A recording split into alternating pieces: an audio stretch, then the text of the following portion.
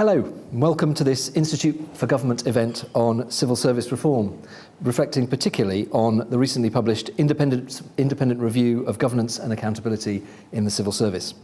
My name is Alex Thomas. I'm a programme director here at the IFG, and I lead our work on the civil service and policy making. And I am delighted to welcome Lord Maude, Francis Maude, the author of that review, to the IFG. Francis was Minister for the Cabinet Office from 2010 to 2015. He's held many other senior positions in government and the Conservative Party, too many to list looking at your CV, Francis.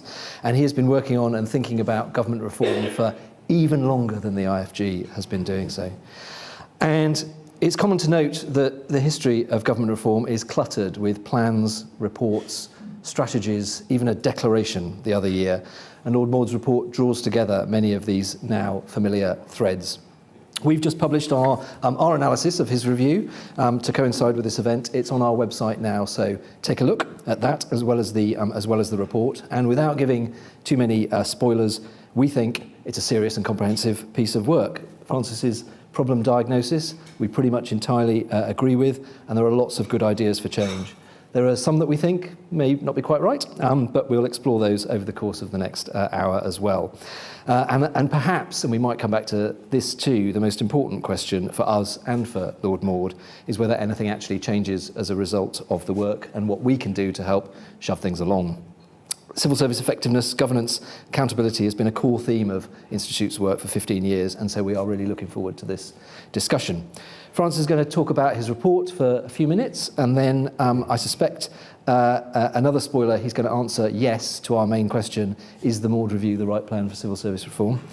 And then I'll ask a few questions to explore some of the themes in the review, and then we'll open up to the audience in the room and to those watching online. Please use the Slido function on the screen if you are online. Get your questions in and uprate them if they're ones you particularly want to see answered. And when you ask a question, if you can, please say who you are and what organisation you're from. We are live tweeting from @IFG Events, and the hashtag is #IFGMaude. So please follow and tweet or X or whatever it is along. So over to you, Francis. Great, thank you. Thank you very much, Alex, and I'm just going to say a few words because I'm sure everyone's read the report. When one of my colleagues read the draft, she said, my God, you've written War and Peace. And I said, no, it's much more amusing than War and Peace. But it is quite long, and it's much longer than I expected it to be. I expected it to be pretty brisk because I thought I knew what most of the answers would be. And here's first spoiler, Alex. Answer to your question, is it the right plan for civil service reform, is no, because it isn't a plan for civil service reform. It's a plan for some changes that would make civil service reform possible. And I very deliberately don't get into substantive recommendations for what the civil service should be like. This is about governance and accountability, not about what it should be like. What I do in it to illustrate the problems of making change happen and be sustained is I have an annex on some of the history of the recounting the critiques that have been made over the decades, which are uncontroversial but never really, despite the best efforts of many people, never really get resolved or sustained. And I have a particular annex about one of the big issues identified in the Fulton Committee a mere 55 years ago and repeatedly since, which is the lack of openness to interchange, easy and a welcoming environment for interchange for people coming in, and a welcome for people who are different and have a different mindset and different attitude and different experience. Because I did that really to illustrate how hard it is. This is a really hard problem to solve. Lots of people have genuinely tried, and generally, to the extent that there have been changes, they haven't been sustained, which is one of the reasons I concluded that the governance arrangements and the accountability arrangements are so deeply flawed and need to be changed. I'm not going to go through everything that I recommend. It falls broadly into 7 substantive chapters. Some of them are around stuff that is, second or third order. And I think most of that will be uncontroversial about arm's length bodies, reflecting some very widely held concerns around better support and training for and reviewing of ministers and special advisors. I think that might have been outside my terms of reference, Alex, but hey, it's a guide really, not a prescription. And some thoughts on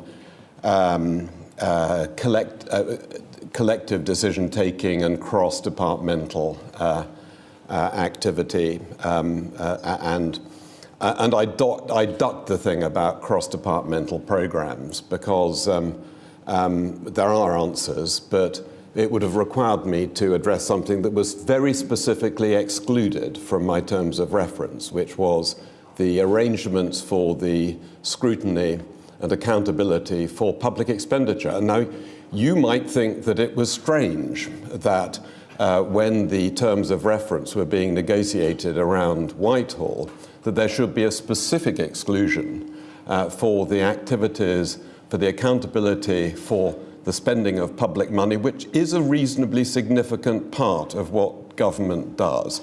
But no, there's only one organisation that is deemed fit to examine its own capabilities and performance there, and that is, of course, the Treasury itself. So the two things I really ended up majoring on were, one was I asked myself the question, because reading back into the history, Fulton Committee, all of these things, and then it was really the combination of Fulton Committee and then reading Kate Bingham's lecture about her experience and her findings following her incredibly successful time as chair of the vaccine task force.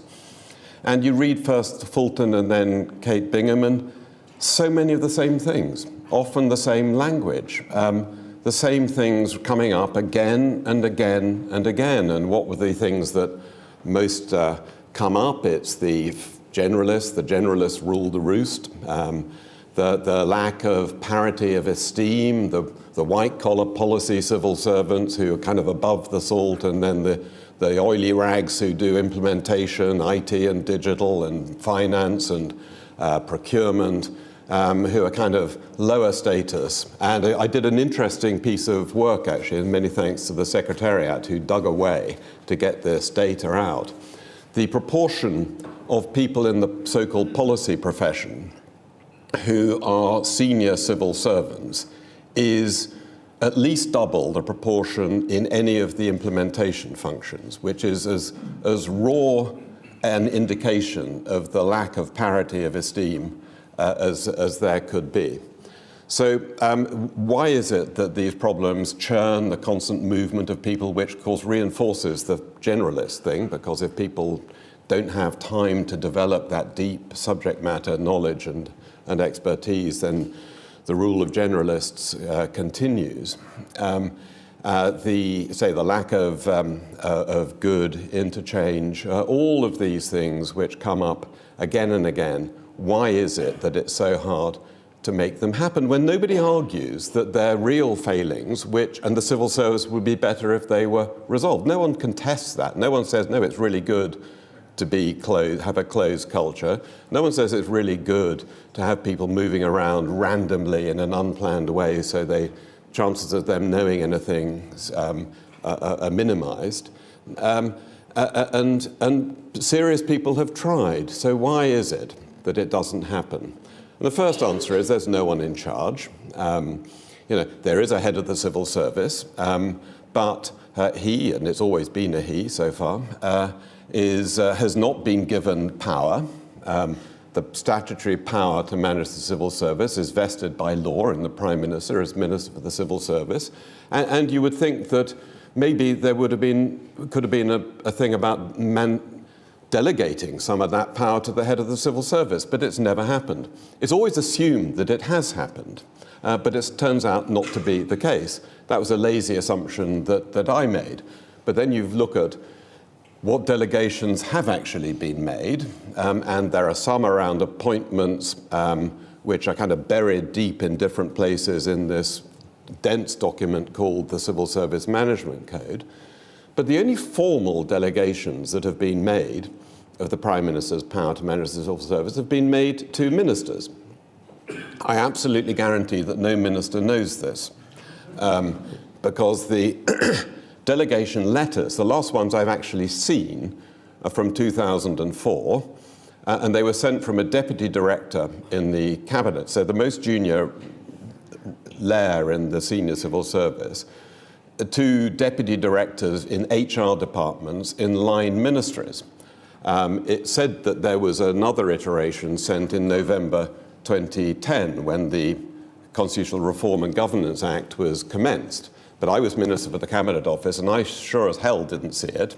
Again, I'm certain that no minister saw it, and I'm not even certain that it was sent, to be honest, because all anyone was able to show me was not actual letters, which I'd seen for the previous iteration, but a Word document template. And I was assured that I'm sure it would have been sent, but it's not strange that the filing system couldn't throw that up. So no delegation to a head of the civil service. And in any event, it's always a split role. Even when we appointed Bob Kerslake, the late and very much, from my point of view, lamented Bob Kerslake as head of the civil service, he was told that you will not have authority unless you continue to be permanent secretary in CLG. Even then it was a part-time role. And when it's combined with being cabinet secretary, as it normally has been, then what do you want as a cabinet secretary? You want a brilliant policy person who's going to be brilliant at kind of corralling ideas and coordinating the development and the implementation of policy across Whitehall. This is a different person from the person equipped with skills and experience to drive an incredibly challenging change management program across this extraordinarily complex organization or set of organizations, because it's never known really whether it's a single civil service, it is when it suits it, or departmental, which it is also when it suits it. These are different skill sets, and you couldn't possibly drive change like this on a part-time basis. So that was the second thing. And then the third thing is, well, who's going to hold this person? If you did have such a person, properly empowered and equipped with experience and skills to do it, who's going to hold them to account? And of course, the textbook answer is ministers. Well, no one is better qualified than I to say that's not going to work, because I tried, I cared about it, I had seniority, and I was there for 5 years. As soon as I left, it started to regress. And there was no one holding it to account. And all of this can be solved. And I set myself the constraint at the outset. I'm not going to recommend anything that requires primary legislation, because that immediately the long grass beckons. And I'm not going to recommend anything that challenges established constitutional norms, because then you get into a massive debate. These are all things that can be solved not quite by the stroke of a pen, but by not much more than the stroke of a pen, and attracting the right people in to do the work. So for accountability, for the delivery, not just of agreed civil service reform, but also the continuous improvement that great organizations always need. Don't create a separate body for that accountability. You've got the Civil Service Commission, but the Civil Service Commission at the moment, brilliantly led at the moment by Baroness Gisela Stewart, but the organisation is captive. Its budget is set by the Cabinet Office. Its staff are entirely composed, as far as I'm aware, entirely composed of career civil servants whose next job will come from the civil service. And it doesn't have that independence, that genuine independence that something that is a regulator ought to have. And when my report was being fact-checked by the Cabinet Office, I got told, well, you keep describing it as a regulator, but it isn't one. Yes, my point is that it isn't one, but it should be. it should be the one place where, or can be the one place, which provides organised, systematic external scrutiny of the civil service, so that you don't always have this thing when recommendations are made, reports, reviews, and the civil service then marks its own homework. And amazingly, it says, yes, this has gone very well, we've done all this. And then you look back and you find, oh, well, maybe it didn't happen quite the way that you've suggested. External, organised, systematic, objective external scrutiny is essential, and it needs to be done in a way that outlives the electoral cycle, because the organisations like this need to operate beyond those. It needs. That should be the advantage of having a permanent civil service, is that its capability shouldn't be dependent on the electoral cycle. That's the point about it, so. A dedicated, empowered head of the civil service accountable to a strengthened and genuinely independent civil service commission, that's the first thing. Second thing is the centre of government. And I was invited in my terms of reference to look at international comparisons. And obviously, for these purposes, you look at the countries that have similar systems to ours, a Westminster-style parliamentary democracy and a permanent politically impartial civil service. And so you look naturally at Canada, Australia, New Zealand, and Ireland. These are the natural comparators.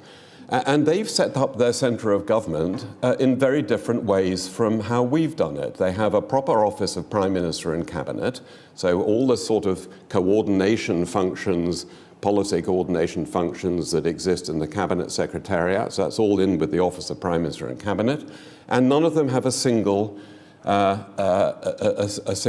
finance ministry. They all have a separate budget ministry which controls public expenditure. And in my model, that would be put together with the central functions, the cross-cutting functions, commercial and procurement, IT and digital, property, project management, all in one place with the control and the allocation of public expenditure. And people sometimes say, well, Francis, when you were in the Cabinet Office in the coalition government, you got lots of stuff done despite it being a single finance ministry. And it's only quite recently occurred to me that one of the things that made it possible was, strangely, that it was a coalition government. And so the Chief Secretary to the Treasury at the time was not really the subordinate of the Chancellor in the way that the Chief Secretary normally is. Danny Alexander, who I got on very closely and well with, had his own independent or autonomous stature and status. And so he was able to, and frequently did, overrule Treasury officials who tried to stop us getting things done. And what would normally happen, and I know, I have been a Treasury Minister, admittedly, a long time ago. What happens when you try, as a junior minister, you try to do something they don't like? They go round the back to the Chancellor, who's got far too many other things going on, and make sure it doesn't happen. And in the coalition government, that could not happen. And that actually, it only recently occurred to me, Danny Alexander was able to operate almost as if he was in charge of a separate budget ministry. And for me, this is the key that unlocks the door to change. And it is essential, because if you look at all of these other countries, so particularly Australia, Canada, Ireland, they've all separated out the budget from the main finance ministry, and they've all been better at controlling public expenditure. I mean, I am one of nature's treasury ministers. I'm fanatical about controlling spending. You know, the work we did in the Cabinet Office and the coalition government, we saved £52 billion cumulatively from the running costs of government. So I care about this, but we did it despite the Treasury, not with the Treasury's assistance.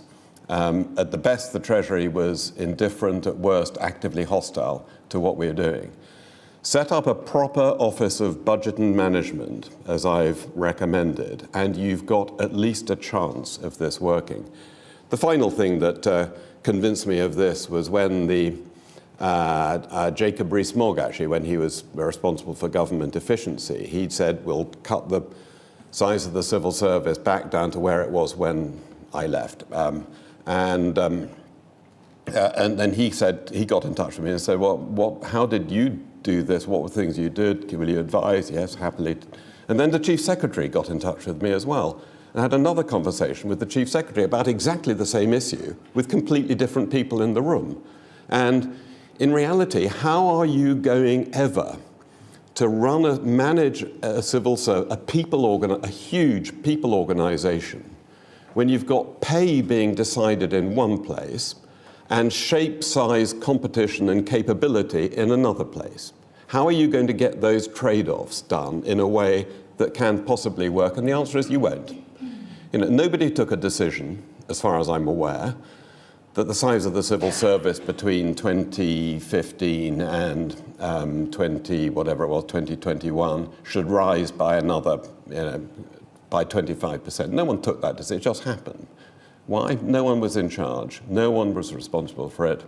And so, for me, the two things that are central to enabling civil service reform to happen can both be done on day one of a new parliament, either a re-elected government or a new government, and it can be done quickly and effectively, and that is dedicated head of the civil service, reconstructed and empowered civil service commission, and a reorganization of the centre of government.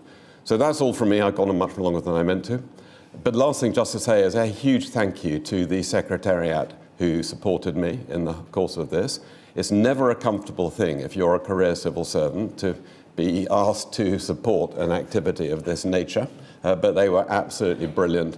And huge thanks to lots of people, some of them in this room, who gave freely of their time in interviews and evidence to me, which enabled me and gave me lots of ideas as well. So thank you to all of you who are part owners anyway of this. Thank you.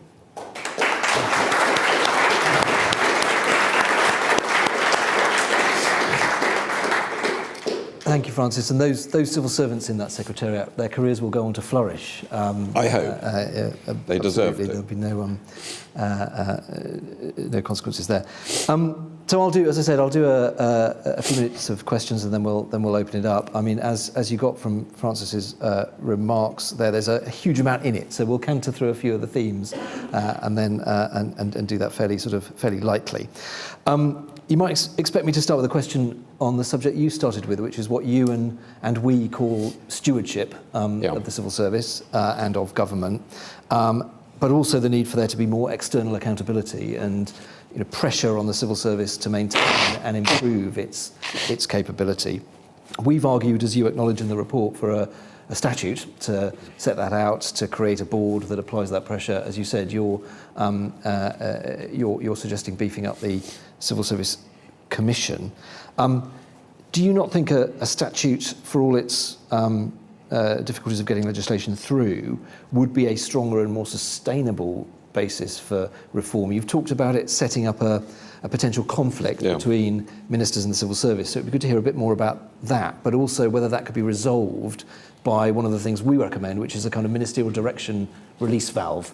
So in the end, the minister gets their way, but the civil servant has certain responsibilities. So kind of thoughts on that debate. Yeah, but that's what I'm recommending anyway, is what you have to do. I mean, as you say, Alex, the analysis that the IFG have made is very much the same as mine, that no one is responsible for the stewardship, what I call the stewardship obligation.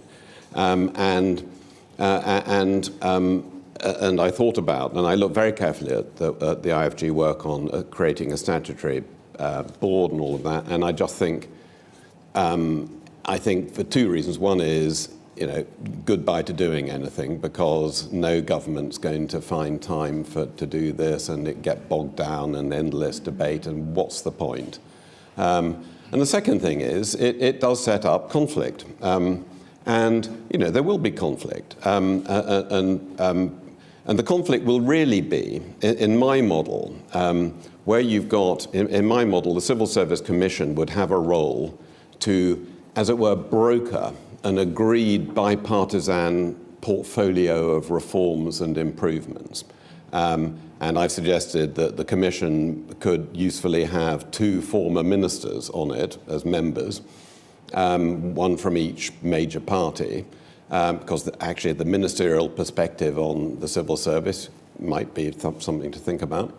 Second thing is it gives you the possibility to create this bipartisan, agreed consensus view on the portfolio of reforms. And if you've got that, then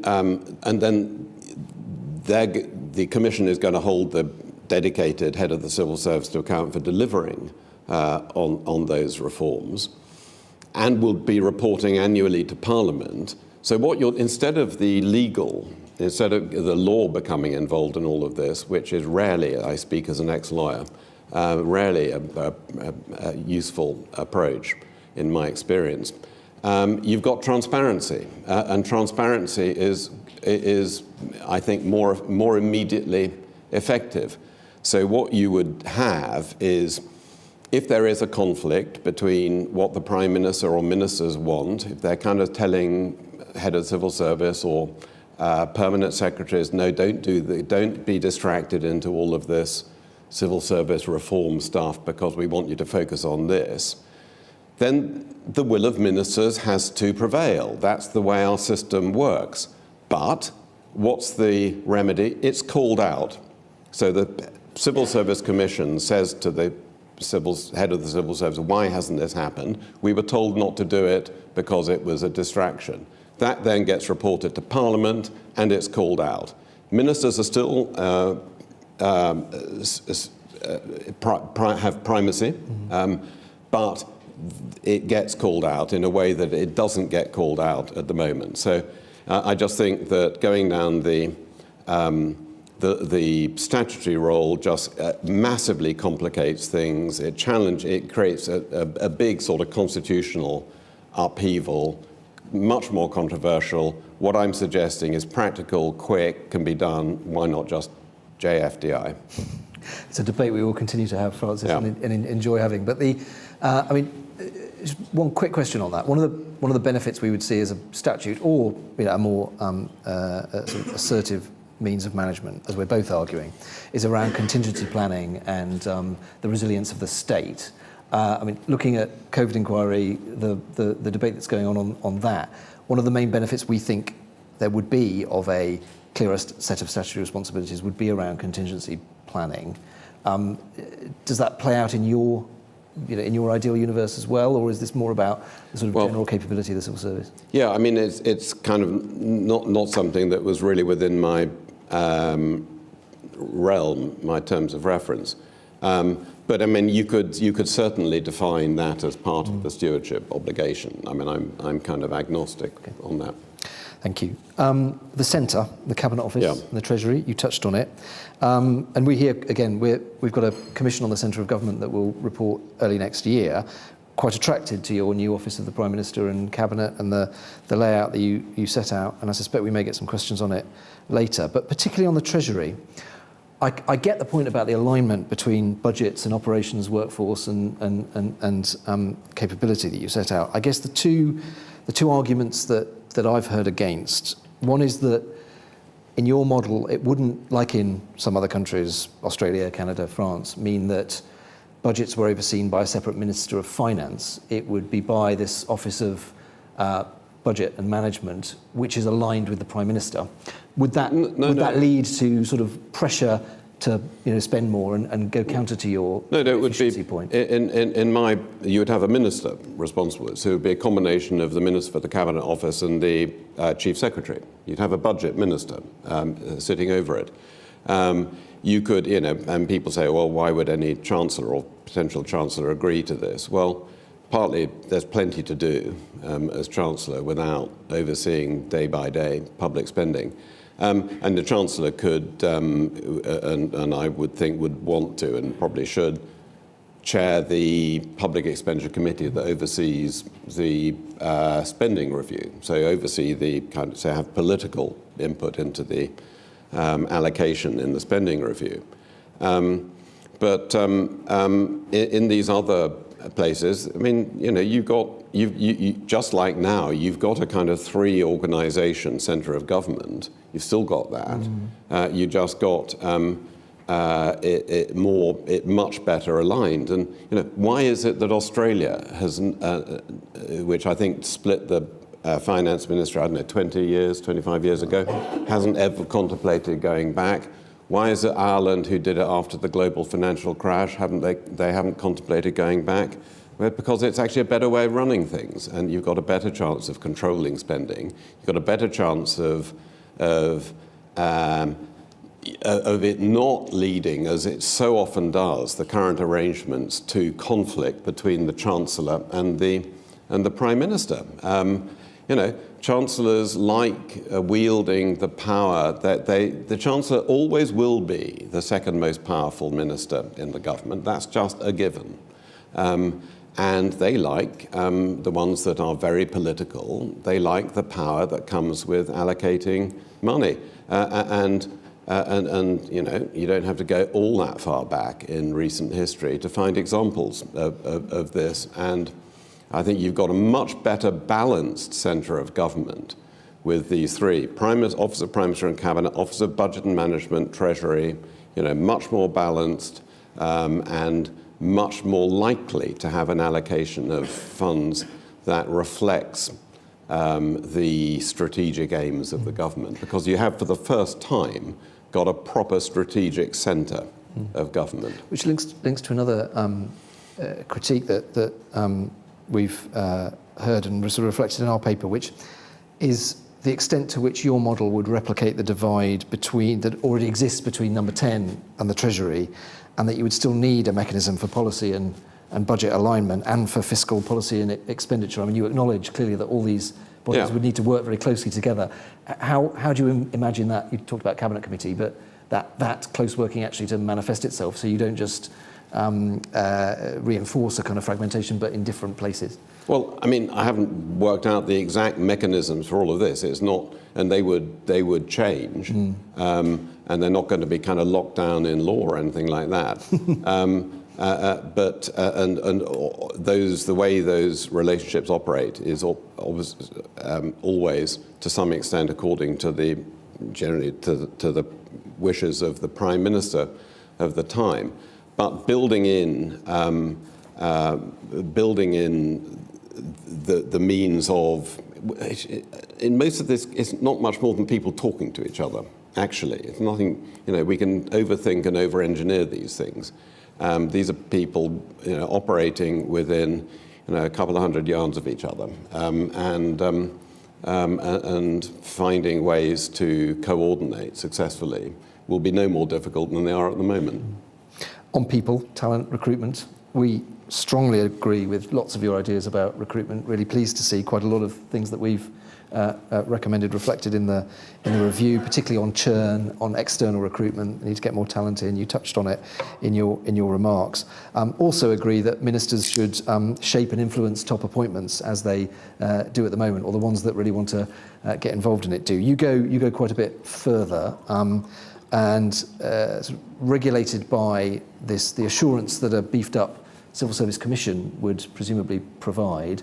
You talk about 4-year fixed terms for senior civil servants, the ability to designate certain roles as critical, which might mean a minister could remove a civil servant and oversee a recruitment process.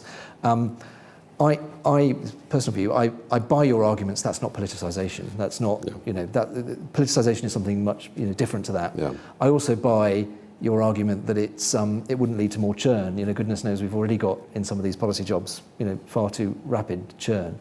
The alarm bell that went off in my mind was about the cliche of the truth to power point, but the really honest, sometimes difficult advice that civil servants give to a minister.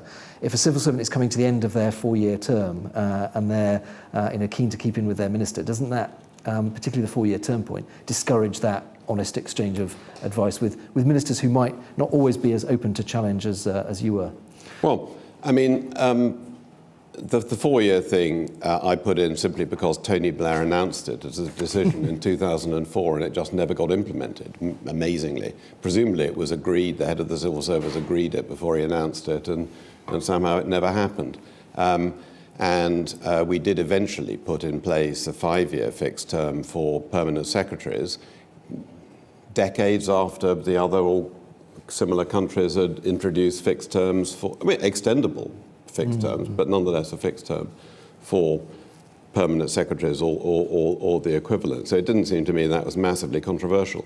And this thing about kind of people not being willing to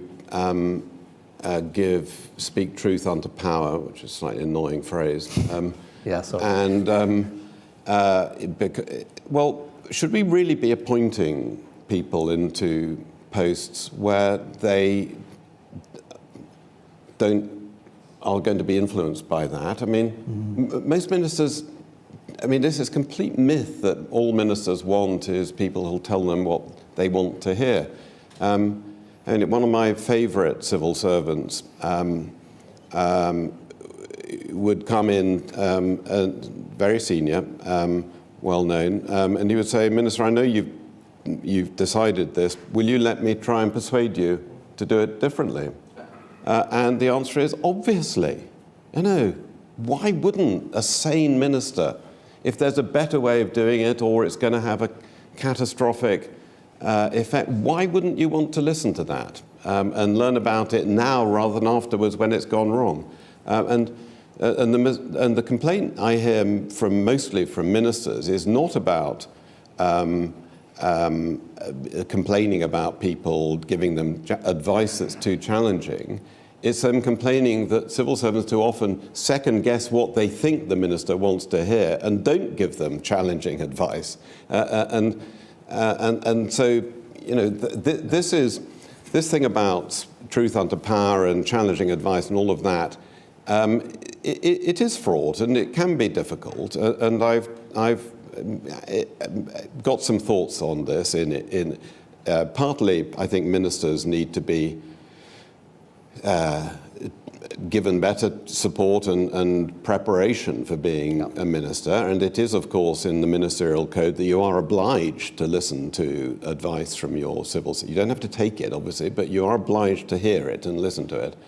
And there needs to be similar training for officials who do give advice to ministers and how to do it in a way that is effective. And you know, these are not skills that are necessarily intrinsic to everyone, but proper preparation. If you've got something to say to a minister and you're not sure how the minister is going to take it, well, there are ways of doing it that might have a better chance of landing than others. But that's part of the skill set that civil servants in that position need to have. Strongly agree on that point. And a couple of quick final questions from me, and then we'll open it up. I can see keen, eager questionnaires already. One of the things you touch on in the review, but don't go into in that much detail, but I suspect you have quite clear views on, is secretaries of state and permanent secretaries in line departments and the responsibilities that are currently on a permanent secretary in a department. And you sometimes hear that the accounting officer responsibility on a permanent secretary makes their accountabilities very clear.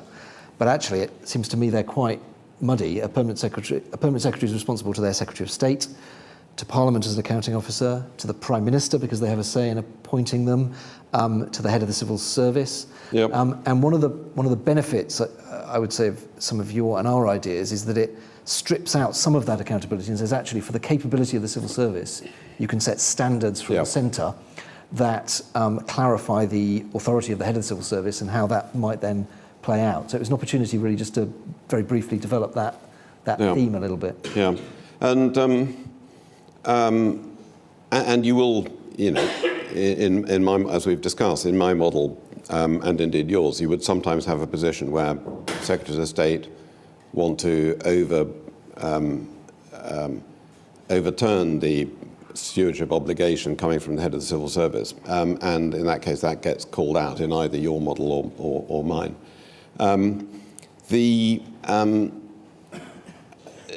What I did do, and it was a thought that occurred to me, it came out of a conversation with a former Prime Minister who was keen that there should be more ability for ministers to bring in a kind of change maker who might not be available within the civil service. And it occurred to me that, it's always assumed that the accounting officer has to be the permanent secretary. Not so. And so I sort of speculate about, I have a slightly sort of discursive piece about an alternative leadership model where you have, for officials in a department, where you have, and it comes out of the idea that good organizations have some kind of balance between a dynamic principle and a cautionary principle. And if either one of those becomes completely kind of dominant, then it's not good news. And the accounting officer, has to be the cautionary principle because it kind of clues in the name. And trying to sort of combine these in the same person is not necessarily very easy. We got into a situation now where many departments, and maybe even most, have 2 permanent secretaries, but in most cases they're both people who've come from the policy stream, the Mandarin stream.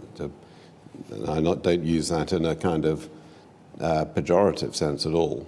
But why wouldn't you consider a leadership model where you do have the 2 people, but the permanent secretary, the official boss, is the dynamic, embodies the dynamic principle, and the accounting officer is the deputy, and would have responsibility for asking for a written direction. And one of the things I've always said, and I said this when I was in the Cabinet Office, we need not to treat asking for a written direction as a kind of nuclear relationship destroying thing. It's a natural safety valve. Ministers should be confident enough to be able to justify what they do, even if they're being advised that it may not be the best value for money or feasibility issues, whatever. That's a judgment. Ministers are there to make judgments and to be willing to justify them. But I think that's a leadership model that could work perfectly well, and you could give that accounting officer, if the accounting officer is the deputy, a specific role about ensuring that if you went down my path of ministers having more, not untrammeled by any means, ability to make personal appointments, you could give that deputy, who's the accounting officer, a responsibility to ensure that what is being done with the composition of the civil service in that ministry, in that department, is consistent with it being able to serve an incoming government, and it has a sufficient critical mass of people who are robust and independent enough to be able to give ministers challenging advice. So this is not for now. I think it's worth looking at some different ways of doing this to accept that there are genuine concerns which the current system doesn't cater for well. Last very quick question from me is about how your views, you alluded to it earlier, but how your views have changed, either since you were a minister in the Cabinet Office or over the course of doing the review. I was prompted to ask it because of remembering an almighty row in, I think, 2014 over a permanent secretary job description, where you intervened to say that the job description shouldn't talk about the sort of long-term aims of the department for a permanent secretary, which was an interesting quote because it's to try and draw out, the reason I ask it is to draw out what stewardship means to you, and how if it's not the sort of long-term aims of the department, but also how your views might have changed or evolved. No, that wasn't a job description. What it was a document that we discovered, which had been drawn up by some consultants who, before, under the previous government, having talked to lots of the civil service leadership group, and it was about, what are the qualities that we look for in a future permanent secretary, and one of the things it said was, a willingness to, I can't remember the exact words now, but basically what it meant was the willingness to ignore what a minister said if he didn't think it was the interests of the department, long-term interests of the department. Well, again, there are perfectly proper concerns to be raised about the long-term health of the department, but they should be done explicitly. And my concern with a lot of this is that it happens out of sight. And I have a passage in the introduction to the review where I talk about this. And it took a long time for this to kind of because I tend to cook things quite slowly, and it took a long time for this to kind of form itself in my mind. And then I read some description in, I think it was Simon MacDonald's book, about, I think it's inaccurate actually, but because he describes it as being a subcommittee of Wednesday morning colleagues. I think what he's talking about is this something called the Senior Leadership Committee. Yeah, it's not. Where they permanent secretaries sit around and decide who are among the DGs are the right people to be permanent secretaries. Well, that's kind of a bit like it being a self-perpetuating oligarchy, and it is it happens without scrutiny. That's the point. There's no scrutiny, and that's one of the reasons why I say the civil service, my beefed up, properly empowered civil service commission should oversee internal appointments as well, above a certain level, so as not to be swamped, because otherwise the only people who are really doing that is the civil service itself, and it is the only state entity which isn't subject to systematic external scrutiny, and I don't think that's any longer acceptable. Thank you. Questions? In the room first, I will go to the woman there in blue, and the gentleman at the front there, and the gentleman over there. If you could keep them short and questions, not statements. But, Can do. Thank you very much. My name is Grace Duffy. I'm from Bridges Outcomes Partnerships, but very recently a civil servant, a veteran of 4 departments, so speaking to your sort of churn and generalist point. My reflections of some of that my time in the civil service was that some of the sort of opportunities for increasing effectiveness and productivity of the way that the civil service functions is about better cross-government working and more of a pivot to kind of preventative interventions.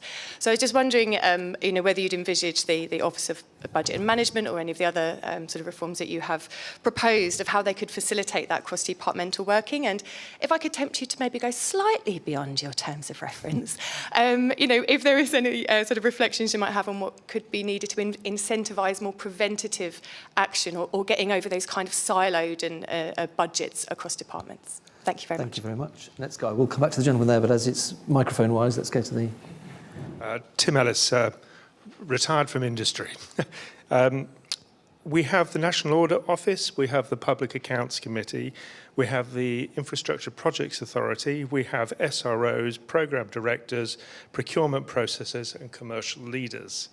So with that infrastructure in place, where is who have responsibilities, what is it that the new budget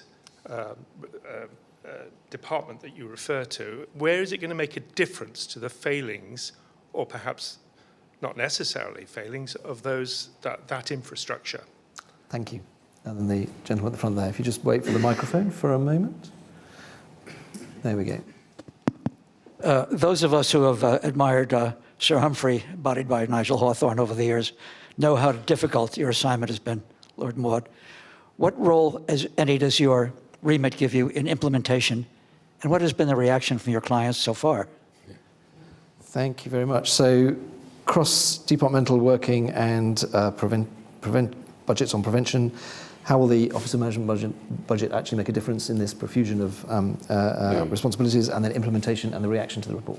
So cross-government working is hard, and is made particularly hard because the Treasury theology talks about silos. That's why it was so hard I've got a piece in my review about the cross-cutting functions. And it's this classic thing. People say, oh, well, we totally support the functional model, functional leadership. We're totally bought into that, except they don't do it. And I quote, actually, what the founder and chair of IFG, Lord Sainsbury, who said about this. He said everyone uses the words, but actually it's not operating because the powers of the leaders of the mandate of the leaders of the cross-cutting functions has been diluted. And why? Because the Treasury hate anything that is cross-cutting, because they think that contaminates this sort of apostolic line of accountability up to the National Audit Office and the Public Accounts Committee. Problem on that is it's all in arrears. It's always after the event. Horses bolted long before the NAO get anywhere near it, let alone the Public Accounts Committee. So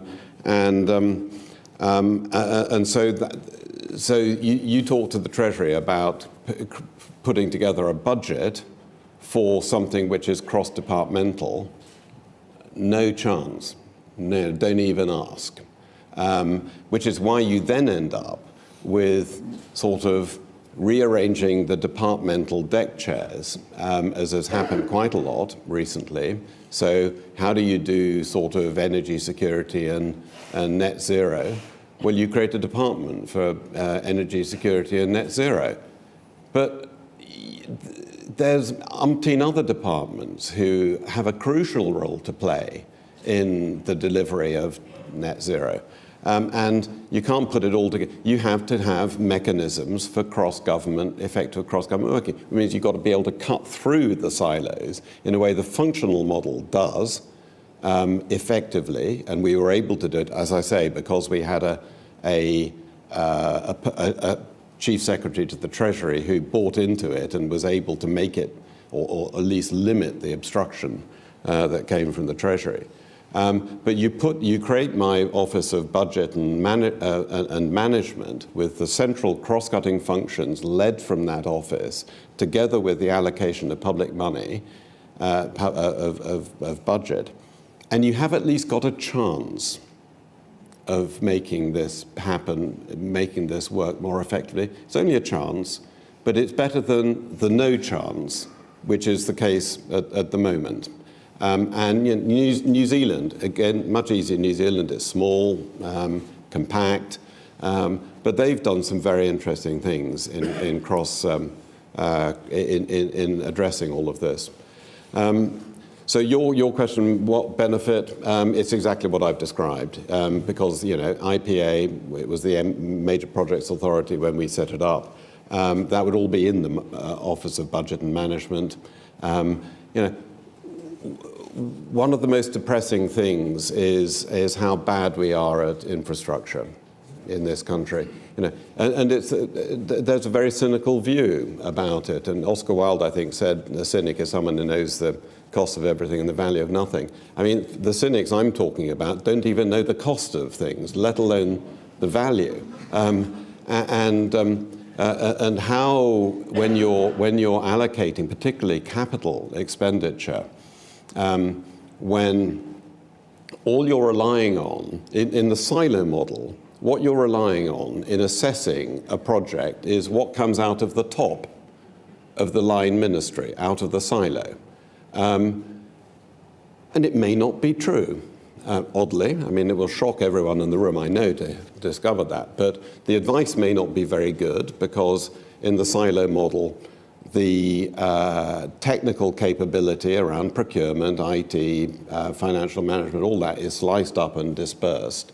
But if you've got a high-end capability in the same place that the budget, in all of those technical areas where the decisions are made on or prepared on whether to go ahead with a big project, there is at least a better chance that the thing will be properly costed, the implementation plan well prepared and tested, stress tested, all of that, than at the moment when a lot of that work is being done by some very clever economists in the Treasury who don't know what things cost or don't know what they could cost if they were well tested and well managed. Reaction, and I would just add also the reaction to the report in the Labour Party, given what may or may not. Oh, yeah. Well, look, I mean, they're interested, so as I've said, the key things that will really unlock the door to change are day one things, and so I have no role in implementing anything happily these days, this could be done quite quickly if an incoming government was up for it. Thanks, Francis. I'm going to try and do one round of question online and then another really quick round. So quick questions, quick answers. Yeah. Online, how do you attract and retain talented people if pay remains so uncompetitive? And how far is pay a driver of the churn that you were talking about? If you could only have one of your reforms realised, what would it be? And then finally, from Dave Penman, given there have been 12 ministers from the Cabinet Office since you left in 2015, how would the churn of ministers work with your proposals around their involvement in civil service appointments? Okay, so to deal with that last one. Yeah. I mean, it's a totally fair point, and we are bang to rights. One of the big advantages of the coalition government was reshuffles are hard to do. So a lot of us stayed in post, in my case, much longer than the leadership of the civil service wanted. No comment, Francis. Well, you were there. Constant efforts, or wouldn't this supposedly more senior job be a good place for Francis? And eventually, can we just get rid of him? Anyway, I stayed there. But I do say, absolutely, ministers should not be. The appointment of ministers should be taken much more seriously than it is, both in terms of the fit, the preparation, and the time they are left in post, because it's just bonkers. Yeah. And ministers have no credibility in complaining about churn among civil servants when the churn among ministers is so great. So, that so point. Pay and your one. Pay. Well, look, if the civil service grows in size by 25%, as it has done, then pay is more of an issue than it could be. I don't think the civil service needs to be the size that it is, I would rather have a civil service that is leaner. It was interesting when just a quick aside, when in the coalition government, size reduced by 21%, like for like, pay freeze, changes to pensions to make them less generous than they were. And you would expect morale to plummet, and it didn't. Morale, as tested by the annual People Survey, actually marginally increased. So the big motivate, pay matters, and you must not take the mickey with pay. But we got people, and some in this room, who came to work for us in government at a fraction of what they could command in the private sector. And what's the key thing? It's the ability to make a change, to make change happen. If you got the ability, the great thing about being in government, you work on a big canvas, and you can make change happen on a historic scale. And that's a rewarding thing. But the pay thing becomes more manageable if you have much more interchange. So you've got people who can come in, do some time in government, go out, do something else, and have much more kind of to and fro. And then the pay thing becomes less of an issue. But all the studies we had done on pay suggested that for most civil servants in most of the country, when you add in all of the benefits and pension, etc., and all of the terms, actually we paid above average. The one exception is senior people in London and the South East. I'm going to take two questions and then finish on your, if you could have one thing. So I'll go for Chris there and the gentleman at the front there. So. Chris Smythe from The Times. In terms of implementation, you talked about the start of a new government, and you said, Labour appear to be interested. Any sense of what they are more interested in or less interested in, and how would you sell these reforms to an incoming Starmer government? So selling to Starmer, question there, and then if you could only have one thing.